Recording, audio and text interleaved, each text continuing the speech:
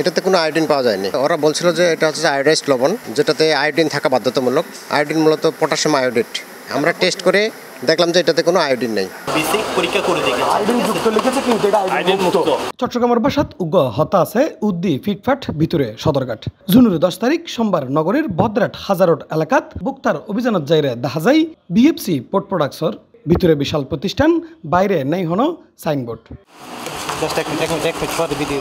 এড়ে অস্বাস্থ্যকর গরুর চামড়া সংরক্ষণের লাই ব্যবহার করেন লবণরে আয়োডিনযুক্ত লবণ হইরে প্যাকেটজাত গড়িয়ে বিক্রি করে তারা। এছাড়াও অন্যান্য ব্যাগ পণ্য খোলা বাজারত কিনিরে নিজের নামে প্যাকেট গড়ি বাজারত বিক্রি করে, যার কারণে 2 লক্ষ টাকা জরিমানা করছি জাতীয় ভোক্তা অধিকার সংরক্ষণ অধিদপ্তর। দেখতে পাই যে এখানে ওনারা খোলা পণ্য প্যাকেটজাত করে বাজারজাত করছেন। তো এখন পরবর্তীতে আমরা দেখতে পাই তারা খোলা লবণ, আয়োডিনবিহীন খোলা লবণই তারা প্যাকেটজাত করে বিক্রি করছেন।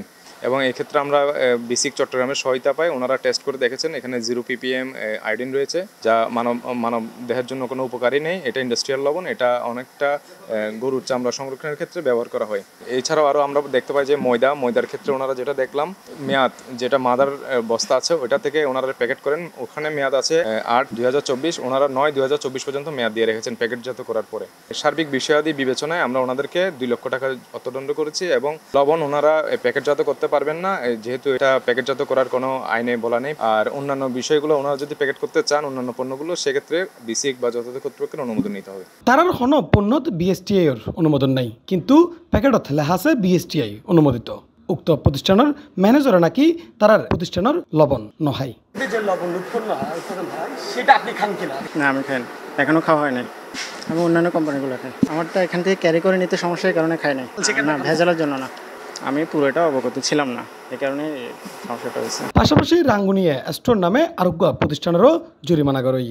তেই বিদেশি পণ্য নিজের ইচ্ছা মতো দাম নির্ধারণ করে বিক্রি করার পাশাপাশি তার দোনের বেশ কিছু পণ্যর মূল্য তালিকা নলাহনে। এইখানে মূলত আমরা যে সমস্যাটা দেখতে পেলাম, ওনার একটা মূল্য তালিকা আছে, কিন্তু সামনে কোরবানে যেই প্রোডাক্টগুলো আপনার ফ্রিকোয়েন্টলি সেল হয়, আপনার পেঁয়াজ, রসুন, আদা, সেগুলোর কিন্তু উনি দাম উল্লেখ করেননি, অর্থাৎ মূল্য তালিকাটা উনি যথাযথভাবে সংরক্ষণ করছেন না।